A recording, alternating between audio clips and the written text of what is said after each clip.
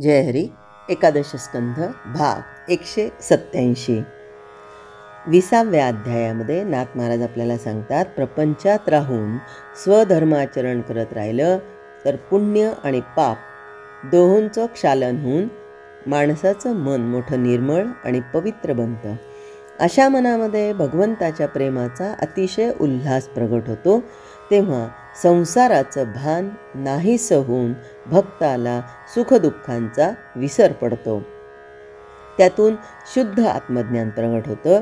हे होऊन सुद्धा भक्ताचं अंतःकरण भगवंतानं इतकं भरून जातं की त्या एकाशिवाय त्रिभुवनात दुसरं काही त्याला दिसत नाही. यालाच पराभक्ती असं म्हणतात. आणि अनुताप हेच खरं साधन आहे.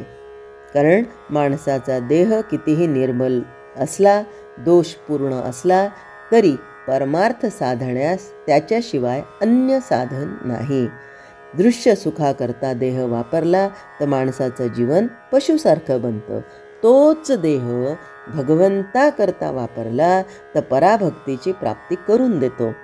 वास्तविक परमार्थाचा संबंध केवळ मनाशी आहे, परंतु मन देहाला चिकटलेलं असल्यानं देहाचा उपयोग करून घेऊन मन ताब्यात आणण्याचा प्रयत्न योगमार्गात केलेला आढळतो. योगमार्ग खरा आहे याबद्दल वादच नाही, परंतु त्या मार्गानं जाऊन शेवट गाठील असा अधिकारी दुर्मिळ असल्यानं केवळ कुतूहल म्हणून त्याचं वर्णन करून श्रीकृष्णांनी त्यास बाजूला सारलं. सर्व माणसांना सर्व परिस्थितीत सहज करता येण्यासारखा मार्ग म्हणजे भक्तिमार्ग. या मार्गात घोटाळाच नाही, तसंच खाली घसरणं नाही. झाली चूक तरीही ती योग्यच आहे. कारण किंबहुना गिरणीच्या पट्ट्यात धोत्राचं टोक सापडलेला मनुष्य जसा सबंध आत खेचला जातो, त्याचप्रमाणे कोणत्याही निमित्तानं भगवंताचं स्मरण करू लागलेला मनुष्य आपोआप अधिकाधिक भगवंताकडे खेचला जाऊन शेवटी त्याच्यातच लीन होतो. या मार्गाचा आरंभ अनुतापामध्ये आहे असं नाथ महाराज सांगतात. प्रत्येक माणसाच्या हातून अज्ञानानं किंवा मोहानं निंद्यकर्म घडतं. अशा पातकांची निवृत्ती झाल्याशिवाय भगवंताचं दर्शन होऊ शकत नाही. आपण केलेल्या निंद्यकर्माबद्दल शास्त्रामध्ये अनेक प्रायश्चित्य सांगितले आहेत. त्या सर्वांमध्ये अनुताप किंवा पश्चाताप सर्वात श्रेष्ठ आहे. हृदयात कृतकर्माबद्दल जर अनुताप झालेला नसेल तर देहानं केलेली प्रायश्चित्य पापनिवृत्तीसाठी उपयोगी पडतच नाहीत. सामान्य माणसाच्या बाबतीत बहुधा असं होतं की विषय विरक्तीचे महत्त्व त्याच्या लक्षात आलेलं असतं, परंतु विषयाचा भोग सोडून देण्या इतकं मनाचं सामर्थ्य त्याच्या अंगी नसतं. म्हणून अशा माणसानं विषय सुख पुढं आलं की मनापासून भगवंताची प्रार्थना करावी. ती अशी, नारायणा, कृपाळू श्रीकृष्णा, या देह सुखरूपी बंदीखान्यात मी अडकून पडलो आहे. यातून माझी सुटका करायला तुझ्याशिवाय दुसरा कुणीही समर्थ नाही. तू अडकलेल्यांचा सहाय्य करता आहेस. तू गजेंद्राला मोक्ष दिला. तू प्राण्यांना, पशुपक्ष्यांना, राक्षसांना यांना जर मोक्ष देणारा आहेस, म्हणजेच अर्थातच तू दीनदयाळ आहेस. काम, क्रोध, मोह आणि अभिमान यांच्या मगरमिठीतून तू मला यांच्यातून सुटता येत नाही आहे, तर तूच हाताला धरून मला बाहेर काढलंस तर तरुणोपाय आहे. डोळ्यात पाणी आणून माणसानं अशी प्रार्थना केली तर भगवंताची तात्काळ मदत होते आणि भक्ताच्या अंगी खरी विरक्ती उदय पावते. आणि खरं सांगायचं म्हणजे विषयभोगाबद्दल मनात अनुताप उत्पन्न होणं हेच भगवंताच्या कृपेचं लक्षण आहे. भगवंताच्या कृपेमुळं अनुताप उत्पन्न होतो. अनुतापातून विरक्ती प्रगट होते. विरक्तीतून खरी भक्ती उत्पन्न होते. भक्ती पूर्ण विकास पावली की कृपेला पूर्णता येते. म्हणून प्राप्त झालेले देहभोग भोगत असता भगवंताच्या अनन्य भजनात त्याच्याकडून तूट पडत नाही. असा पूर्ण कृपा झालेला भक्त चढत्या वाढत्या प्रेमानं भगवंताची नित्य नवी भक्ती करतो. भक्तीसाठी तो सर्वस्व खर्ची घालतो. त्याच्या चित्ताला भगवंताचा विसर म्हणून पडतच नाही. अहोरात्र तो भगवंताचं स्मरण करतो. दिवसेंदिवस नवी नवी गोडी चाखल्यानं त्याचं प्रेम हे वाढतच जातं. सगळ्या इच्छा नाहीशा होऊन जातात. केलेली भक्ती पुन्हा केली तरी त्याला कधी कंटाळा येत नाही. म्हणजे आवडती भाजी, आवडता पदार्थ एकदा खाल्ला काय, परत मिळाला काय, आपल्याला कंटाळा येतो का एकदा खाल्ला बस झाला? नाही नाही, तो आवडतो मला, आजही चालेल, उद्याही चालेल, असं होतं. म्हणून भक्ताला भक्ती करताना कधी कंटाळा येत नाही आणि शेवटी तो भगवंताला सर्वस्वी अर्पण होऊन जातो.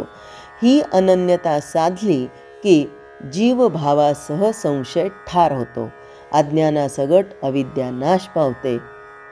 चित्तग्रंथी सगट अहंकार नाश पावतो. त्रिगुणासगट त्रिपुटी मावळते आणि ममतेसगट लिंगदेह विरून जातो. जरी स्वतःच्या हृदयात आत्मदर्शन होतं तरी ते स्वरूप हृदयात मावत नाही. जिकडे तिकडे तेच दिसू लागतं.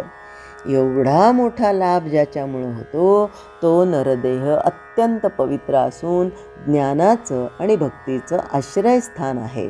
या नरदेहाच्या साह्यानं अविद्येची निवृत्ती होते, ब्रह्मज्ञान प्राप्त होतं, भगवत पदाची प्राप्ती होते आणि जीव आनंद घन होतो.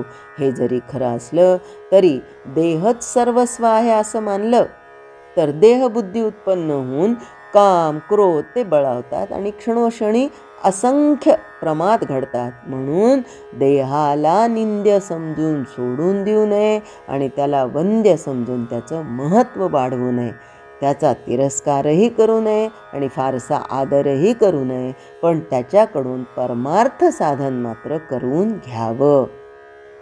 देह अत्यंत क्षणभंगूर आहे, त्याचं मरण अपरिहार्य आहे. हे केव्हा येतं ते कळत नाही. म्हणून देहाचा क्षणभंगूरपणा नित्य लक्षात ठेवून वैराग्य संपन्न भक्ती करण्यास तयार राहावं. साधकानं नेहमी श्रवण मनन करून स्वरूपाचं नित्य अनुसंधान ठेवण्याचा अभ्यास करावा. आळस करू नये. आजचं उद्या करू नाही. उद्या कुणी पाहिलेलं आहे? आपल्याला माहिती आहे का उद्याचं कोणी पाहिलेलं आहे? तो नक्की नाही. आपल्याला हेही उदाहरण माहिती आहे की एकदा एक याचक आला होता संध्याकाळच्या वेळेस आणि त्यांनी याचना केली तर युधिष्ठिर म्हणाला होता की उद्या दान देतो. आणि मग रात्रीतून भीमानी जोरजोरात सगळे नगारे वाजवले आणि म्हणाला आज आमच्या दादानी मृत्यूला जिंकलं. सगळे लोक आले, मग कळे ना काय झालं काय झालं. तर तेव्हा त्यांनी सांगितलं की आज आमच्या दादानी मृत्यूला जिंकलं, कारण दादाला खात्री आहे की तो उद्या जिवंत राहणार आहे. म्हणून त्यांनी याचकाला काहीही न देता रिक्त हस्ते पाठवलं. तेव्हा युधिष्ठिराला त्याची चूक लक्षात आली. म्हणजेच काय, या देहाचा क्षणभंगूरपणा हा जर नित्य लक्षात ठेवून वैराग्य संपन्न भक्ती करण्यास मग तो साधक तयार होतो. आणि म्हणून साधकाने आळसाने कधीच आळसाला जवळ करू नये. काय करावं तर भगवंताचा अखंड निधी ध्यास करत राहिल्यानं धारणा बळावते आणि मन आत्मस्वरूपामध्ये स्थिर होतं. अभ्यास करत असता साधकाचं मन आळसानं विकल होतं किंवा विषयाचं सुख आठवू लागतं. त्यामुळे त्याला चंचल स्वभावानुसार ते स्वरूपातून पळून जातं. अशा वेळी स्वतः सावधान राहून आणि सद्गुरूचं चरण स्मरण करून साधकानं मनाला स्वरूपातच निश्चल करण्याचा प्रयत्न करावा. मनाचा स्वभाव असा आहे की त्याला हवा असलेला भोग दिला नाही तर हट्टानं ते अधिकच लुब्ध होतं. म्हणून अशा वेळी स्वरूपाच्या अनुसंधानात ढिलेपणा न येऊ देता त्याला मर्यादित भोग देत जावे.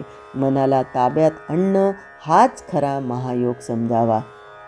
एखादा नाठाळ घोडा ताब्यात आणण्यासाठी चाबूक स्वार त्याला आपल्या हुकमात चालवतो.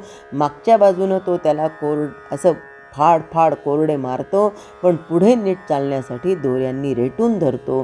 पुढे योग्य पाऊल टाकलं की तो त्याला शाबासकी देतो, पण पाऊल चुकीचं पडलं की वर्मावर फटकारा मारतो.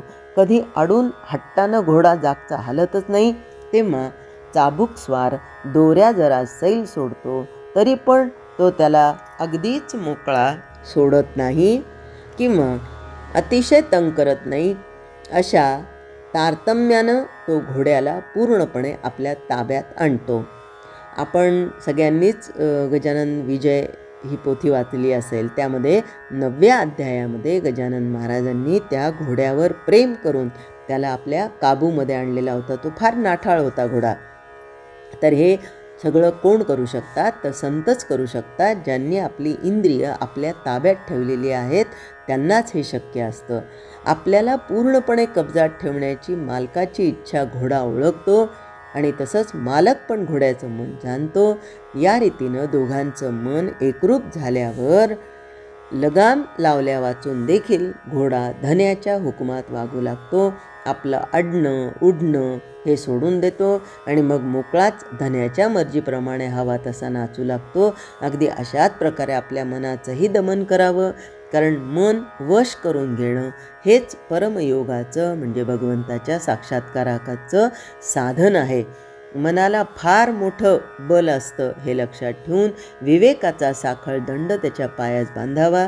विवेकाच्या बंधनानं मन आपोआप स्थिर होऊ शकतं.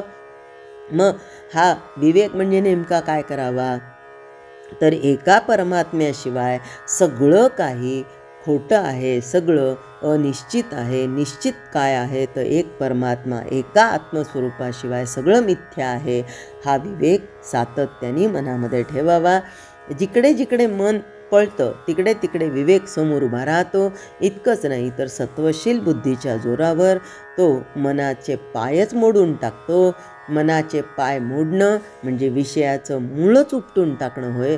अशा रीतीनं मनाचं बळ खुंटलं म्हणजे काम क्रोध नाश पावतात, संकल्प विकल्प थांबतात आणि देहबुद्धी क्षीण होऊन जाते. त्यावेळी पाण्याची गार ही जशी आता गार कशाची आहे, पाण्याची आहे. कशामध्ये विरली, गंगेमध्ये, म्हणजे गंगेच्या पाण्यातच स्वस्थ राहते. त्याप्रमाणे स्वरूपाच्या अनुसंधानात रमवलेलं मन अखेर स्वरूपामध्येच स्थिर होतं, तिथेच समाधान पावतं.